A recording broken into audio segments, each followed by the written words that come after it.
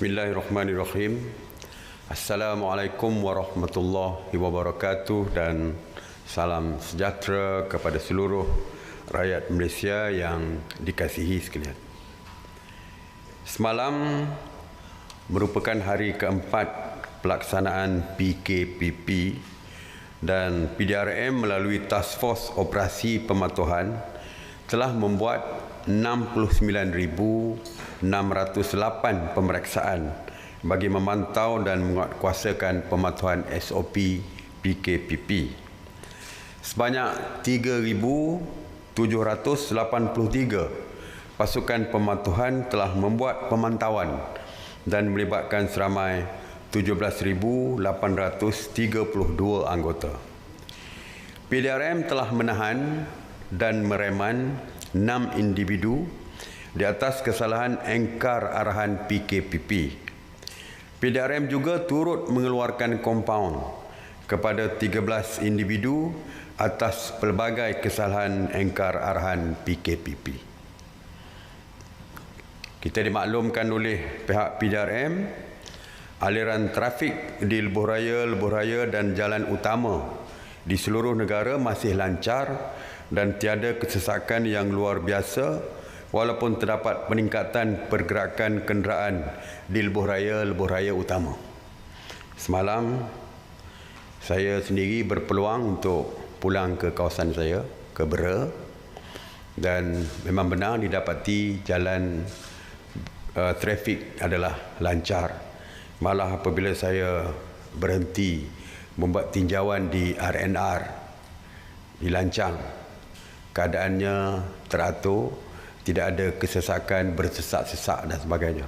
Dan dilihat bahawa rakyat kita patuh kepada SOP yang dikeluarkan. Cuma yang saya bimbang sikit hari ini.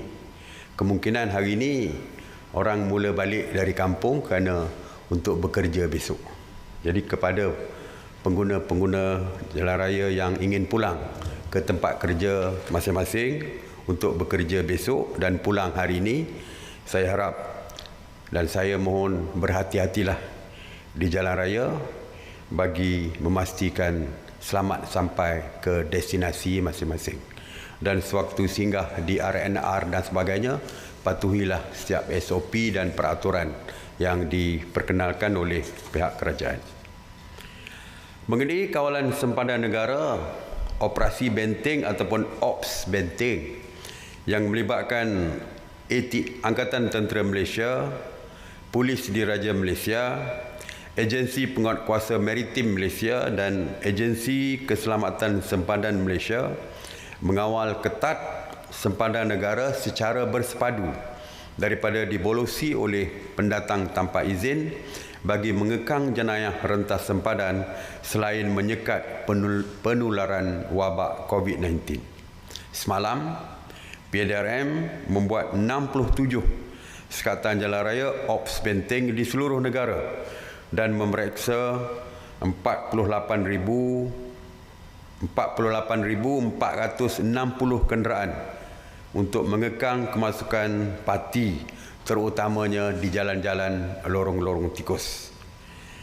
PDRM telah berjaya menahan 20 warga asing di sekatan jalan raya OPS benteng di atas kesalahan imigresen.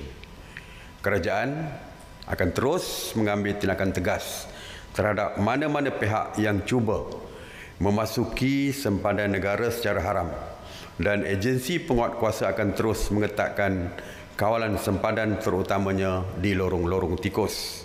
Tindakan tegas juga akan diambil kepada mana-mana warga negara Malaysia yang bersekongkol dengan tekong-tekong dan sebagainya yang membawa masuk warga asing ataupun parti secara tidak sah dan haram ini.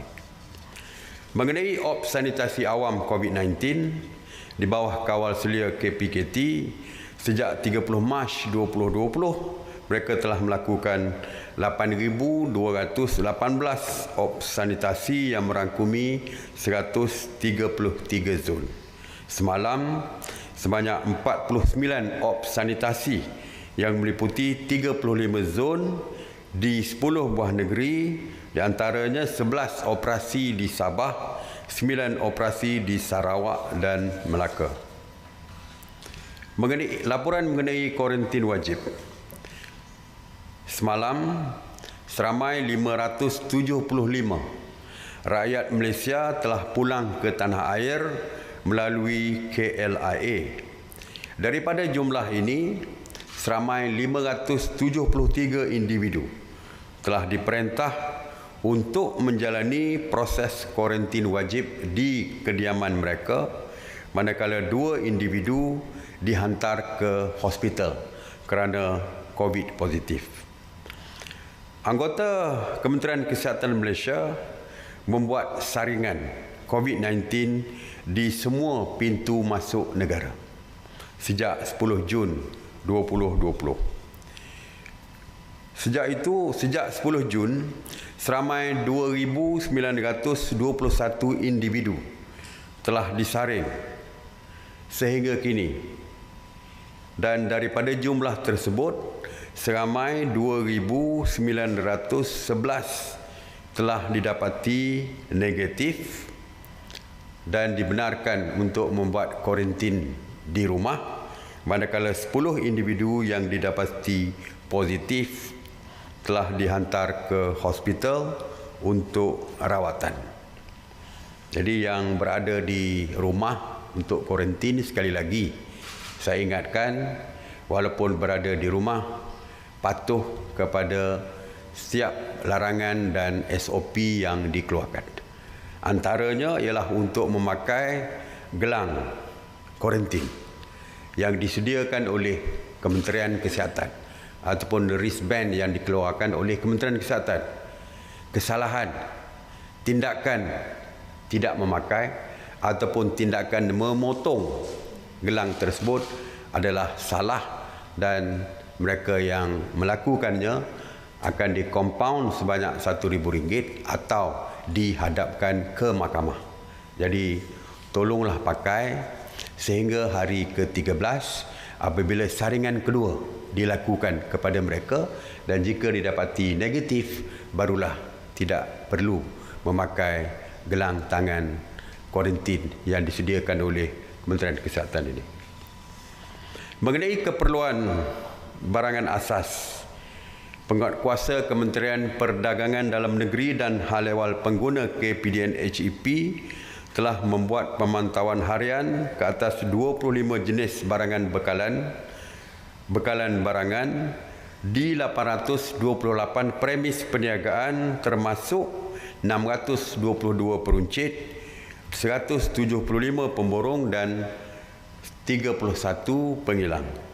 Secara keseluruhannya, bekalan barangan keperluan adalah mencukupi dan mampu menampung keperluan di seluruh negara dan mudah diperolehi. Kementerian Pertanian dan Industri Makanan juga telah membuat pemantauan di peringkat pengeluar makanan dan memberi jaminan bahawa barangan keperluan makanan adalah mencukupi dan mudah diperolehi. Oleh itu, orang ramai dinasihatkan tidak merasa bimbang, tidak perlu merasa bimbang dengan bekalan makanan dan keperluan kerana ianya terus mencukupi dan mudah diperolehi di mana-mana saja. Semalam, Pegawai Penguatkuasa KPDN HEP juga telah melakukan 2,132 pemeriksaan khas pematuhan SOP PKPP. Pemeriksaan KPDN HEP mendapati 2,070 premis mematuhi SOP yang telah ditetapkan. Sebanyak 59 premis telah diberikan nasihat dan 3 premis lagi diberikan amaran di atas ketidakpatuhan SOP. Sewaktu PKP ini, kerajaan sekali lagi menggesa supaya pengusaha dan orang ramai sentiasa mematuhi setiap SOP yang dikeluarkan oleh kerajaan. Akibat daripada melanggar SOP, premis perniagaan mungkin boleh ditutup. Mengenai tapak binaan, semalam Lembaga Pembangunan Industri Pembinaan Malaysia (CIDB) telah membuat pemeriksaan di 40 tapak binaan di seluruh negara yang melibatkan 50 penguatkuasa. Pemeriksaan CIDB telah mendapati 13 tapak binaan telah patuh SOP yang ditetapkan, manakala 1 tapak binaan tidak patuh SOP dan diberikan amaran. 26 tapak binaan masih belum beroperasi. Jumlah kumulatif tapak binaan yang telah diperiksa oleh CIDB sehingga hari ini adalah 7,699 tapak binaan di seluruh negara.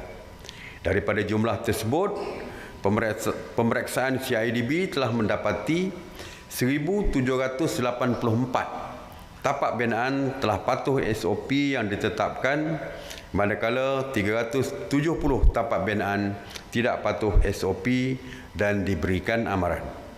17 tapak binaan telah diarah tutup kerana tidak patuh SOP dan baki 5,528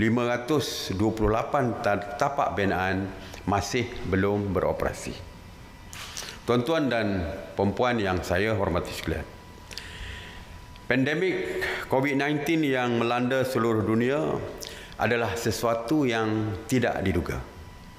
Kerajaan di bawah kepimpinan Yang Amat Berhormat Perdana Menteri Tan Sri Muhyiddin Yassin telah mengambil satu keputusan yang besar dan mencabar untuk memperkenalkan Perintah Kawalan Pergerakan pada 18 Mac 2020.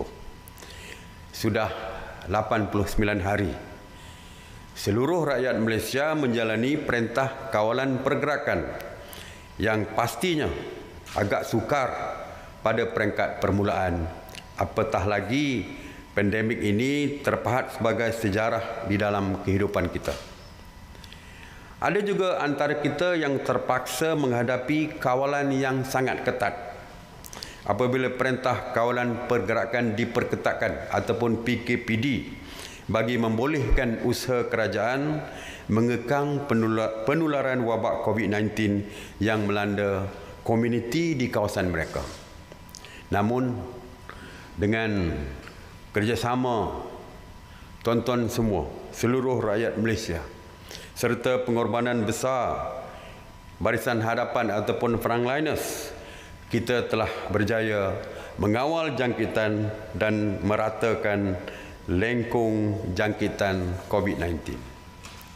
Di bawah pimpinan Yang Amat Berhormat Tan Sri Muhyiddin Yassin, Malaysia telah berjaya menjadi salah satu negara contoh dalam usaha mengekang penularan wabak COVID-19. Penerimaan rakyat terhadap tindakan kerajaan telah mendapat pengiktirafan dalam satu tinjauan global yang mana Malaysia berada di dalam kedudukan antara 5 negara terbaik dunia dengan public approval yang tinggi ataupun penerimaan rakyat yang tertinggi. Pada 1 Mei 2020, kerajaan telah memperkenalkan pula Perintah Kawalan Pergerakan Bersyarat ataupun PKPB selama lebih 5 minggu dan kini kita berada di dalam fasa Perintah Kawalan Pergerakan Pemulihan ataupun PKPP. Tanpa kita sedar, masa berlalu terlalu pantas dan rupa-rupanya hari ini saya telah bersama dengan tuan-tuan dan puan-puan selama 3 bulan. Setiap hari, setiap pukul 2. Ingin saya maklumkan bahawa hari ini merupakan hari terakhir saya bersiaran secara langsung setiap hari. Dan hari ini juga merupakan hari terakhir saya bersiaran pada hujung minggu. Mungkin selepas ini tidak ada lagi lah baju batik berwarna-warni yang menjadi asas kepada kuih muih dan minuman tuan-tuan dan puan-puan sekalian. Mulai minggu depan, sidang akhbar saya akan dibuat sebanyak 3 kali seminggu, iaitu setiap hari Isnin, Rabu dan Jumaat sahaja. Oleh itu saya ingin merakamkan penghargaan kepada semua pihak yang terlibat dalam usaha memerangi pandemik COVID-19, terutamanya frontliners yang bertugas tanpa mengira rasa penat dan lelah. Terima kasih juga kepada ahli keluarga frontliners yang memahami tanggungjawab dan memberikan sokongan kepada frontliners dalam melaksanakan tugas mereka demi negara. Tidak lupa juga pengorbanan para pengamal media yang bertugas tanpa jemu dan penuh dedikasi setiap hari di dalam menyampaikan maklumat tepat kepada rakyat.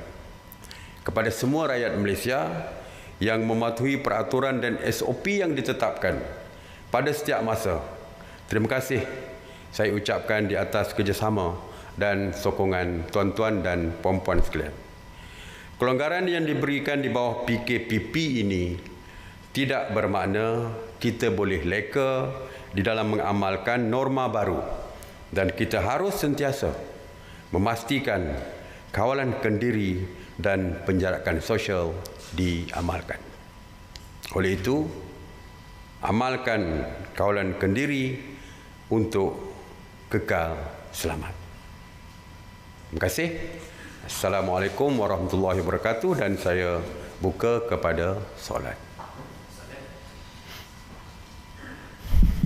Assalamualaikum Datuk Seri, saya Aisyah daripada Bernama. Soalan saya ada dua soalan. Soalan pertama, beberapa orang pelumba motosikal negara terlibat dengan kejohanan dunia MotoGP bulan depan. Ini termasuk atlet sukan yang lain yang akan terlibat dengan kelaikan Olimpik di luar negara. Namun Malaysia masih kekal dengan polisi menutup sepadan negara. Jadi soalan pertama, adakah kelonggaran akan diberikan untuk mereka ke luar negara? Dan soalan kedua, bagaimana pula polisi kerajaan tentang penerimaan atlet luar negara masuk ke dalam negara, masuk ke Malaysia? Okey. Setakat hari ini polisi kita masih kekal, iaitu tidak membenarkan rakyat kita ke luar negara kecuali sebab-sebab tertentu. Sebagai contoh, pelajar yang ingin pulang ke tempat belajar mereka untuk menduduki peperiksaan di sana, kita benarkan. Tetapi ianya secara case to case basis, iaitu permohonan mesti dibuat kepada Jabatan Immigration Malaysia. Begitu juga dengan warga luar yang nak masuk ke dalam negara kita, masih lagi polisi yang sama. Hanya beberapa kumpulan tertentu yang dibenarkan. Misalnya diplomat, peserta Malaysia My Second Home dan sebagainya. Jadi secara keseluruhannya pintu sempadan kita masih ditutup kepada semua kepada rakyat kita yang keluar ataupun warga asing nak masuk dalam negara kita, masih ditutup. Tetapi seperti saya kata tadi, ada keadaan-keadaan tertentu ya yang kita boleh benarkan dengan kebenaran Jabatan Immigration Malaysia. Untuk ahli sukan ini kita belum dapat apa-apa permohonan daripada pihak Kementerian Belia dan Sukan. InsyaAllah kalau ada permohonan kita akan lihat perkara ini. Tetapi dari segi soal ketegasan untuk yang berkaitan dengan sukan ini, aktiviti yang berkaitan dengan sukan ini, saya kira negara Jepun yang sepatutnya mengadakan sukan Olimpik pun menangguhkan sukan Olimpik mereka. Jadi dari segi keperluan ini, saya lihat Jepun begitu tegas, dan kita juga sama seperti Jepun masih lagi tegas, masih lagi tidak benarkan kemasukan ke negara kita walaupun melibatkan kejohanan, kerana ianya mungkin akan melibatkan peserta negara lain. Jadi setakat hari ini polisi kita kekal, iaitu menutup pintu sempadan kepada rakyat kita yang nak keluar, dan juga menutup sempadan negara kita kepada warga asing yang nak masuk ke negara kita. Okey? Okay, Assalamualaikum Datuk Seri.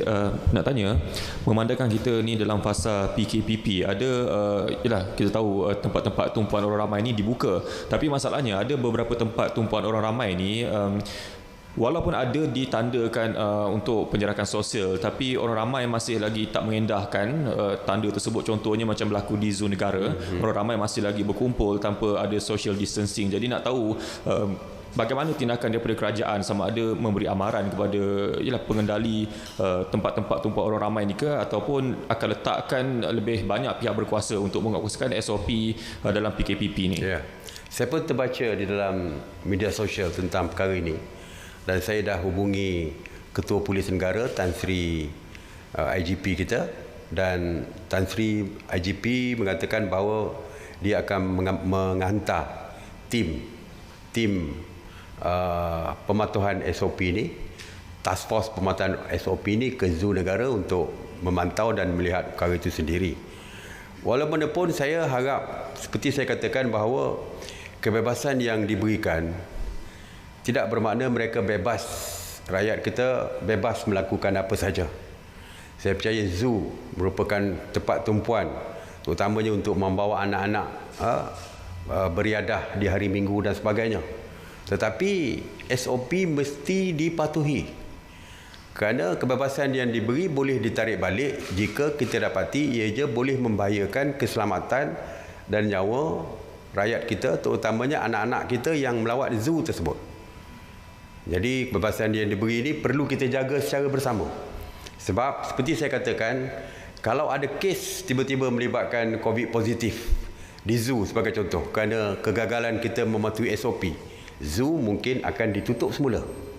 Jadi sebab itulah kebebasan dia beri, hendaklah kita sama-sama menjaganya supaya kebebasan itu dapat kita nikmati secara berterusan. Jadi saya nasihatkan orang ramai supaya patuhilah SOP di mana-mana saja, bukan di zoo tetapi di mana-mana saja. Dan insya-Allah saya percaya pihak polis akan mengantar dengan segera tim task force operasi pemantauan di zoo. Dan saya harap tanpa polis pun kawallah diri sendiri dengan kawalan kendiri untuk memastikan tidak ada sesiapa yang terlibat dengan COVID positif 19 di zoo ini. Jangan ada kluster baru pula di zoo ini. Ya. Jadi saya harap sama-samalah kita jaga keselamatan kita sewaktu melawat zoo dan mana-mana tempat sekalipun. Okey. Assalamualaikum Datuk Seri, saya Yasmin dia bernama. Soalan saya, semasa tempoh Perintah Kawalan Pergerakan bersyarat, pihak polis membuat pemeriksaan ke rumah untuk memantau aktiviti perayaan, khususnya dalam skala besar. Dan untuk PKPP ni, adakah pemeriksaan turut akan dilaksanakan untuk memantau SOP ziarah? Okey. Yang kita tahu dulu, sewaktu musim perayaan, hari pertama, hari kedua, ketiga seterusnya, pihak polis dan tim pemantauan yang lain termasuk rela, APM, ATM dan sebagainya masuk ke kampung-kampung, kawasan perumahan dan sebagainya untuk memeriksa dan juga memantau di segi pemantauan. Ramai yang di kompaun, di lapangan ketika itu juga. Tetapi waktu peringkat awal perayaan Hari Raya Aidilfitri, dan sekarang ni isu yang berkaitan dengan perayaan itu sudah tidak ada. Jadi pihak polis saya percaya tidak lagi membuat pemantauan rumah ke rumah seperti sewaktu minggu pertama musim perayaan. Jadi walaupun tidak ada polis akan mengawal, sebab itu saya katakan untuk keselamatan diri, kitalah yang jaga diri kita sendiri. Kitalah yang menjaga diri keluarga kita sendiri. Tidak ada frontliners, maka kitalah yang sepatutnya menjadi frontliners untuk menjaga keluarga kita dan masyarakat di sekitar kita. Dan sebab itu saya kata yang paling penting di dalam PKPP ini, sehinggalah tamat PKPP sekalipun, untuk meneruskan hidup kita, kita mesti mengawal dan mendisiplinkan diri dan kawal diri kita dan keluarga kita dengan kawalan kendiri. Saya katakan tidak ada lagi polis pergi rumah ke rumah, maka kitalah yang sepatutnya menjadi polis untuk mengawal diri sendiri untuk keselamatan diri, keluarga dan masyarakat kita. Terima kasih. Kalau tidak ada soalan, Assalamualaikum warahmatullahi wabarakatuh.